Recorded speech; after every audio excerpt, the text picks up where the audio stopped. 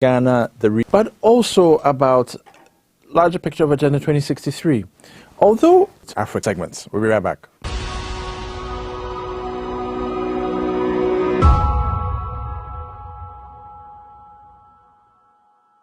Place where we give you updates on developments around the African peer review mechanism.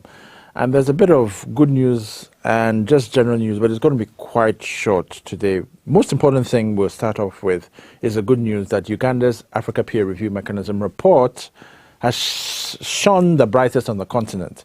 It was praised for making strides on promotion of women's rights through establishing a requisite legal regime.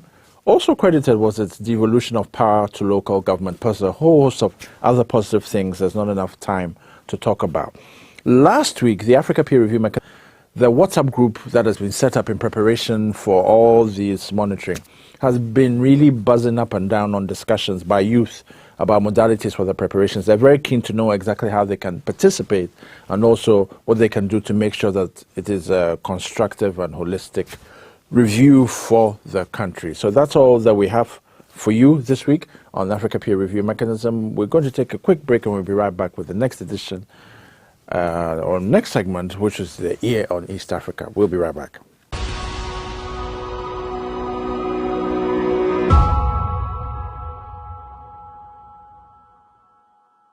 All right, so welcome back from the break, and it's always a pleasure to be giving you updates on developments around East Africa. This one, I really want to say thank you for Beverly Ashan giving us this segment, producing this segment. So we're going to start off with the economic front, where mobile money fraud hack has plunged Uganda's banks into chaos. There's been a lot of noise around mobile money all over the place, but mobile money services are very useful for them. It's widely patronized because of its convenience. Mobile money payments are largely used in agriculture, energy, health, and education. At least $3.2 million is estimated to have been stolen in the latest incident, which occurred on October 3rd. According to local papers, the hackers used around 2,000 mobile money SIM cards to gain access to the mobile money payment system. Then they instructed the telecommunication companies, who then paid out mobile money to these different SIM cards across the country. From investigations, at least 2 suspects linked to the Kampala-based Pegasus. We thank God for that. We must be careful not to have something like that happen in different African countries, especially Ghana. We turn to security, where Egypt is seeking Kenya's help in a row with Ethiopia over the Nile Dam. Now, stopping over in Egypt from his trip to France, President Kenyatta and his host Abdel Fattah al-Sisi have agreed to work closely on the issue of the Grand Ethiopian Renaissance Dam. After meeting for talks in Egypt, Egyptians are seeking Kenya's support since the Nile, which is Africa's longest river, has a basin that includes Kenya, Uganda, Tanzania, the Ethiopian Dam on the Blue Nile, which contributes 85% of the River Nile waters as a risk to future source of water for irrigation, hydropower generation, and domestic use. So there's some water politics going on, which we hope that they will put an end to. But in July, Ethiopia went ahead to fill a portion of the completed dam reservoir in defiance of Sudan and Egypt's warnings not to do so without an agreement. Khartoum and Cairo fear that Ethiopia's 4.8 billion mega dam project will eventually diminish their historic water share from the Nile River. So there's a lot of issues going on around this whole issue of Grand Ethiopian Renaissance Dam, a lot of water politics, and it's still unfolding. It's still going to play out, and we'll definitely be giving you updates. But what you need to know as we come to a conclusion on this particular story is that Kenya is, however, of the view that external entities like the AAU may be able to help come to a solution if this water politics keeps going up and down, because they're not quite sure whether it's all going. But water should not be a problem.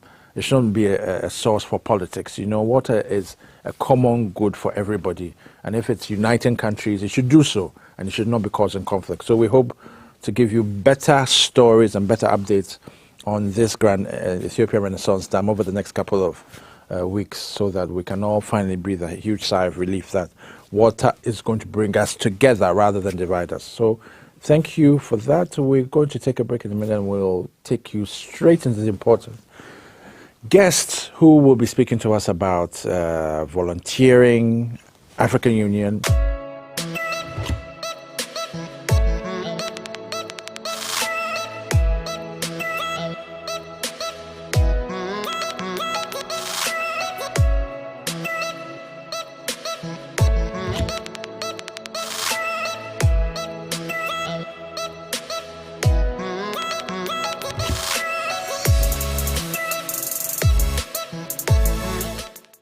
Welcome back from the break. Nice to have my two guests in the studio.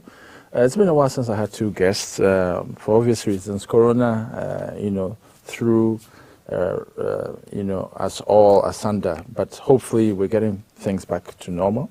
And so we'll be able to have more than two guests over the next couple of weeks as well in subsequent discussions. But the most important thing today is the topic. And I'd like to think that this topic is an unusual one in the sense that we don't, when we think about this theme, there are so many different ways of approaching it. A lot of us have issues around volunteering, because when we talk about volunteerism, we feel that it's volunteerism with indefinitely.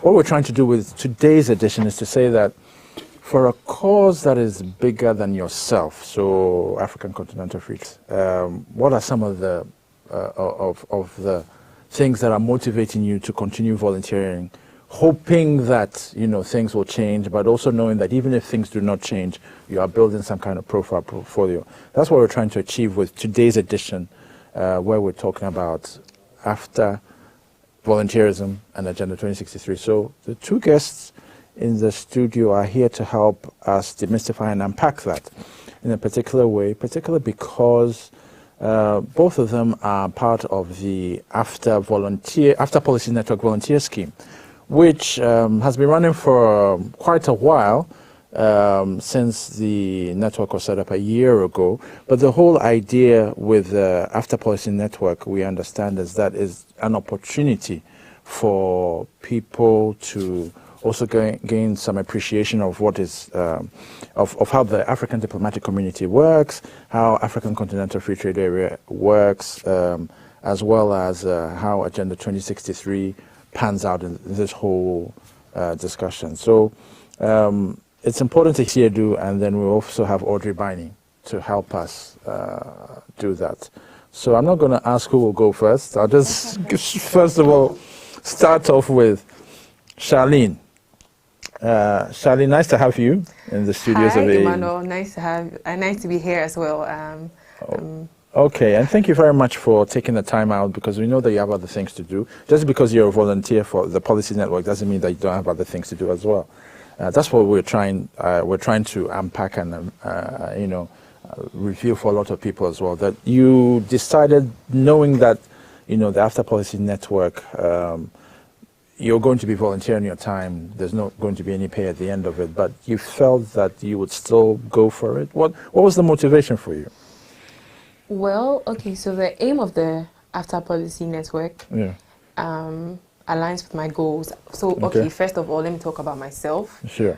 I am currently a master's student and take a diplomatic path. Okay. So I feel that this policy network offers me the opportunity to meet certain people who have already been in the field for long, and then allows me to also network, connect, and then need this. Actually helps to better my profile. Okay. Yeah.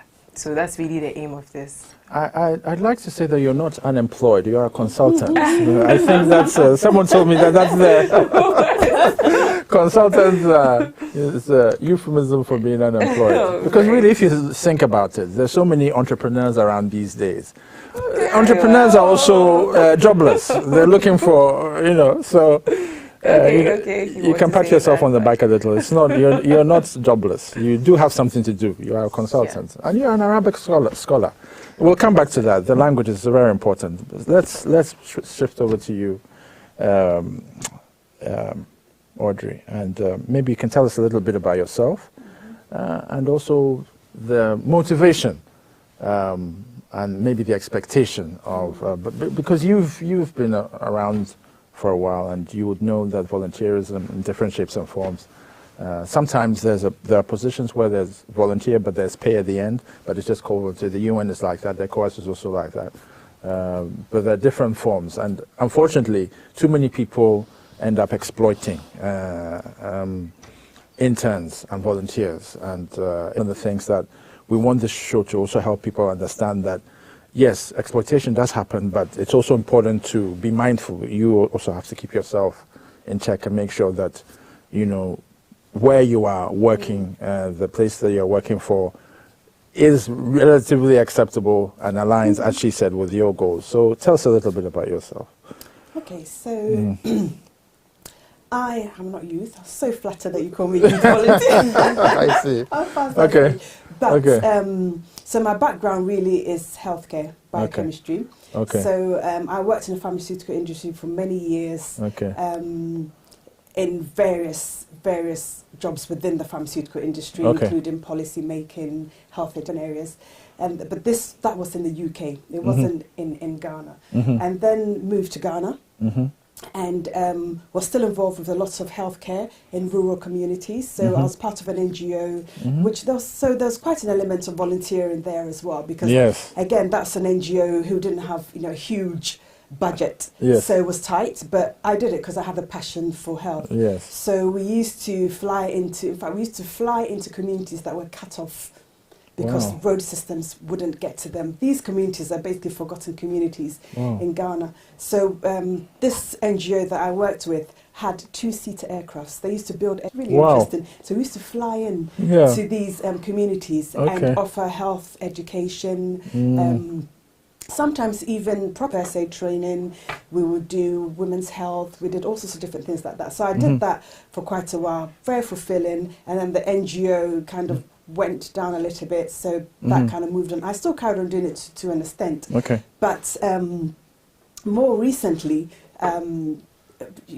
entrepreneur. But we have our own business. I have my own business as well. We do real estate development. So I'm focusing a little bit more on that. But my passion really is in healthcare.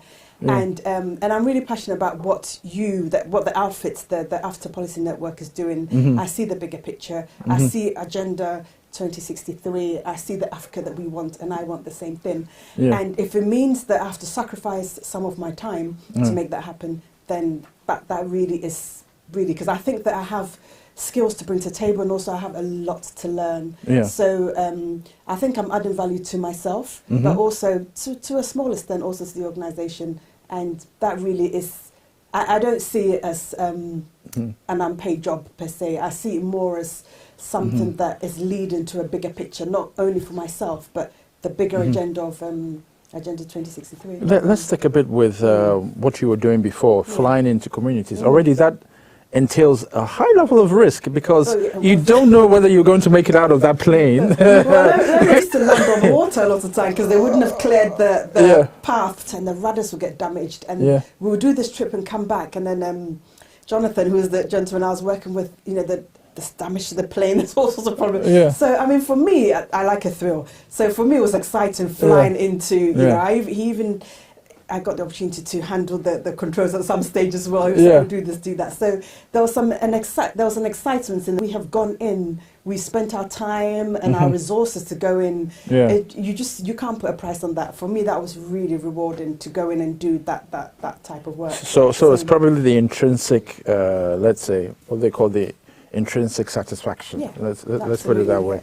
But nonetheless, I think it's important to speak a little about that level of risk, because in any kind of volunteering that you do, you're risking something. You're risking either a certain level of pay, certain level of, because even to move from one place to another in Accra, to go and do something that you're not going to be paid for, you're risking a whole lot of things. Can help. We can accept as part of the challenges that comes with volunteering.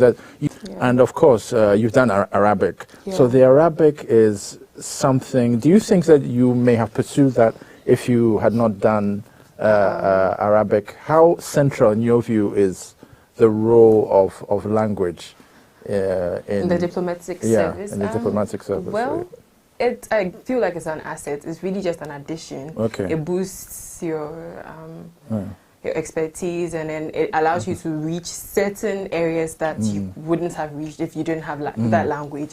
But initially I would have pursued law. My based on my opportunities at the university, I got to study Arabic, and I decided to take a different path, and that is why I am heading towards the diplomatic service. I would be exposed. Obviously, I have had some experience with Middle Eastern countries because I spent a year abroad studying Arabic, and that gave me some exposure. But I don't know if that is really where I want. Might not be the only space I would want to be in. My interests, however, are in tourism, arts, and culture. So even though I am trying to head towards a diplomatic service, that is also a terrain I would want to be in because I feel like I have some expertise there as well. Yeah. Okay, but I think it's fair to say that probably the language has also taken you far. And I'm sick of volunteering because Arabic is not it's not something that we all speak in an English-speaking country like Ghana. So if the Arabic people who are here need your services, you may be volunteering it, but at the same time, ultimately, it will lead to something. Actually, for the Africa Policy Network, I'm going to be a translator. I'll be helping with the, there's the media side of it, and we have a radio show, Trade Africa, and for each episode, there'll be a summary, which I'll be doing a translation for into Arabic. So definitely, my use of the language is very and of course, we could stretch that further to say that in the event that, let's say, the After Secretariat also starts operating in January 20, obviously going to be need for translators, people coming from who will need, and by virtue of your volunteering as well, that service could be extended there as well. So I think we've talked about risk. And we've spoken to the issue of language as well, how language can probably also take you, enhance your volunteering profile, because when you look at volunteering schemes like the ECOWAS volunteer scheme, the AAU volunteer scheme as well, a lot of the people who have been through that, some of whom I know, have gone far and have asked volunteers, but being paid a salary because of the languages that they had. So clearly, one of the takeaways from this show would be that it's important to pay attention to language, whether it's very good English alone or whether it's a foreign language. Let's move the conversation further a bit about, so here you are as volunteers. You're not going to be volunteers forever. You have a certain level of skill. You decided not to stay at home and just, be applying, doing along the side to make sure that you keep body and soul together. To make sure that even as you're not earning a salary, you're able to. This is important so that we can also help encourage others out there who may feel the need that, okay, fine, I have these skills, I have the degree or whatever, but what can I do in the meantime? Can my brother, can my parents support me a little to be able to, pursue this volunteering thing whilst I look for a bigger position? Okay, so the thing about the youth nowadays is a lot of us are hoping that the government will give us jobs, but then why? There's no government jobs. Well, let me finish. But then there's the thing where we have to come up with ways to make ends meet no matter what. Okay. And so some of us have gone into entrepreneurship, but my main aim for going into entrepreneurship was not just because I needed the money. I actually have a passion for arts and culture, which is why I have a business which focuses on using raw materials, natural products to create things. So as you can see, there's wood, there's metal, we use a lot of thread and very little plastic. Very little plastic as possible. Yeah. So that business is what I run currently. And so I shouldn't have said it's earning you money. I shouldn't have said I'm unemployed. So I'm employed. Okay, you're a manager. I'm employed myself. You're a manager. Yes. Yeah. And so that's what I use to keep myself going. And it's actually been lucrative so far. So I guess that I can encourage people to find a way to make ends meet by starting up something on their own. Look for something you're very good at, look into the market, see what people really need, and come up with an idea that you can use to make money for yourself. That is good for a volunteer work. Yeah. So that can be conflicting. Yes. Okay. So when we're going to take a break in a minute, then when we return, we'll come to you or to complement those. So we'll be right back.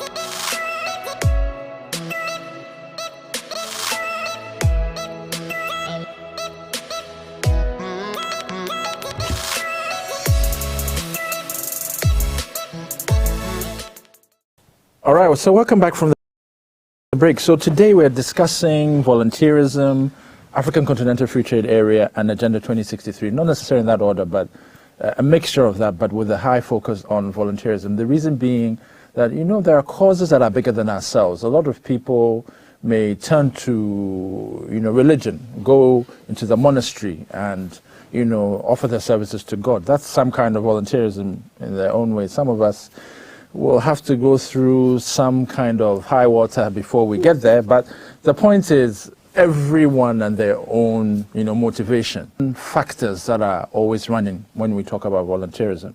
One of them is a certain level of risk. You are risking something in order to volunteer. And then we also broach the issue of a skill, a key particular skill being language, because if you have language, whether it's English you speak well, because if you speak English well, you have learnt it well, you can teach and you are volunteering your time.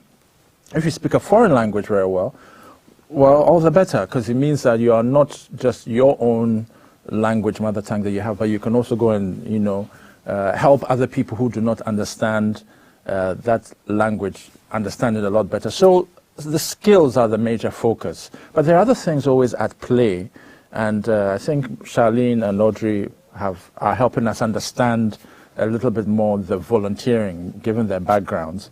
And I understand you, Audrey, I think you wanted to help complement something that Charlene was saying about the entrepreneurship bit. Yeah. Not so much the entrepreneurship bit. I'm not in the same position as Charlene. I haven't left university and I'm not looking for a job per se. But I wanted to speak to that because I think it's a key thing to remember. There are, even if you have a first-class degree from a university, there are certain skills that you won't learn from a book. Yes. So you have a fantastic degree, you've done very, very well, but you need some experience. And sometimes this volunteering can be the stepping stone to gain that experience that you need. So it shouldn't really be seen as, I know we all need money. University, you're thinking of that white-collar job that you're going to come out and get and earn some huge dollars. And then suddenly someone says, well, why don't you do volunteerism? You're thinking, and not get any money. Do you mean all this studying I've done? Opportunity for you to gain experience, gain expertise, meet people, the networking, all of those things are crucial. And I think it's also a learning step, a necessary learning step to actually get into that, because after is huge. So whatever you studied, it would apply somewhere within the after arena. So you will get a placement at some stage, but I think it's good to view it as a stepping stone to get to where you want to get to. I mean, I grew up in an environment where volunteerism was almost an expectation. I mean, at school, we will go, it's not something you do on a full-time basis. And I think it's perhaps even to an extent maybe a little irresponsible if you have responsibilities and you're doing full-time volunteerism when you have a family to support. But I think everybody can give something when it comes to volunteerism to achieve that bigger picture of after and Agenda 2063. So the thing about the youth is, people are looking for jobs and all that. The thing about applying for jobs is you see that they've written 5 years experience, 6 years experience. Where do you get that experience from? Where am I supposed to go and carry the experience from? Where am I supposed to get it from? So I think that, of course, volunteering gives you the opportunity to do that. You can volunteer. The thing about volunteering too is you can volunteer across many. So then you can get experience from various organizations. I'm volunteering with another organization for street children, and we take care of we don't take care of street children. We cater for their needs as very little, but then we are able to give as much as we can. There's education, there's outreach programs. It's called the Shoot Foundation, but so then my point is, you can volunteer across various organizations and then accumulate all those years, and which can make your profile look really good in the end for whichever job you are seeking to apply for in the future. So that's a very important point. And I want to touch on something, Audrey, you mentioned, which was the networks and the networking. I think social capital is something that we cannot underestimate. And I think it's something that people who shy away from volunteerism also forget that, you know, you will gain, because nothing beats knowing that you can pick up the phone and have X number of contacts who can deliver something for you in a way that if you had not gotten into that space, it would not be there. So maybe you can tell us a little bit about some of your experience.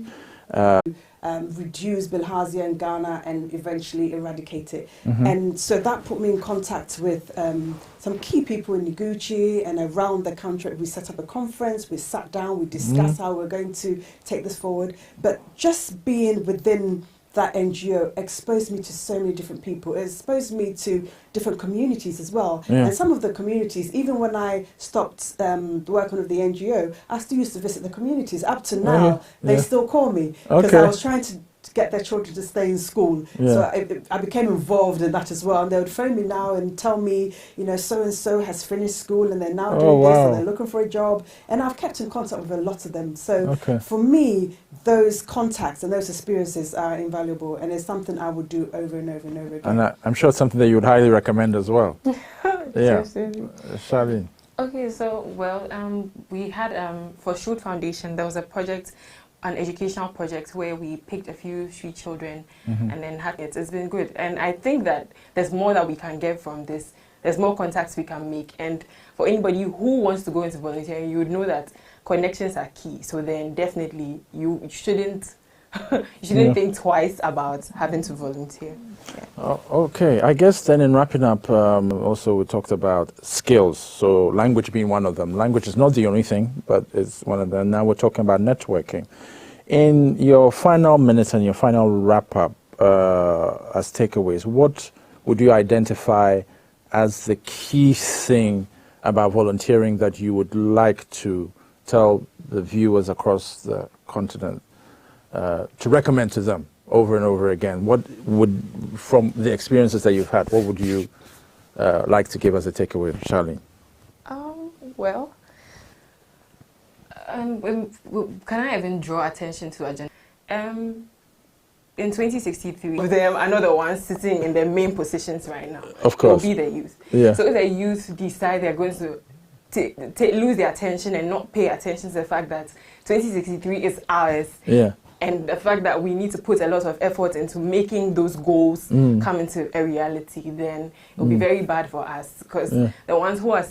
So yeah, giving our time, giving our effort will be very important. And then also, if we put a lot of effort into volunteering, we won't have a lot of time for other idle things, a lot of complaining about things that are going wrong around that. It's necessary. Great. Finally with you. Generations. And to the younger ones in particular need to sit up, and we need to look and see where we actually fit into this. We all need to have a collective responsibility for achieving the goal of Agenda 2063. It's not about a certain group of people. It really is about collective mindset of everyone and wanting to achieve the final goal of Agenda 2063. And it will take sacrificing. And sacrificing is volunteerism. And there are personal gains as well. So it's not just about the future generation. It's about what you can gain now. So, yes. All right, fantastic. So on that note, and for all those of you who are watching out there, I guess you've taken a lot of notes from today's edition. Usually we come and talk big English and, you know, different things, and we go our way. But I think today we wanted to make it a little bit practical for you out there to understand that even though we're talking about Agenda 2063, the people who came up with Agenda 2063 obviously knew that by the time that Agenda 2063 comes, they would most likely not be around. Their grandchildren are the ones who are going to take the helm. And therefore, who are the people who need to carry that vision? It is you right now who has to carry that vision. And in whichever way, shape, or form that you can do it, whether it's volunteering with an international network, whether it's with an NGO, whether it's with street children, the thing is you are contributing to the Africa you want, because street children are also people who need to be taken care of, and people in villages need to be taken care of. That's all also part of the Africa we want. So we just want to remind you, as you pick up your copy of Agenda 2063 and read through the 7 aspirations, remember that Aspiration 7, as I keep explaining, is about the AU becoming a global player. And with the African Continental Free Trade Area Secretariat being here, there's so many grandparents, or whether you're, someone who feels that he doesn't have many skills. There's so many opportunities. So what are you going to do to make sure that you also contribute to that vision of Agenda 2063 and the larger goal, the larger market that has come to us through the hard work of a lot of people who know that they will not be here to enjoy it. What are you going to do? That's you're doing that, and you're picking up your copy of the book. I also encourage you to check out the programs of AAU TV, tv.aau.org. You find out all the beautiful programs. They're doing a lot of great work here. We want to say thank you to the production crew for the great work that they do every single day. And thank you very much. We hope to have another exciting topic for you next time we come to you. Comments, and have a great day. Goodbye.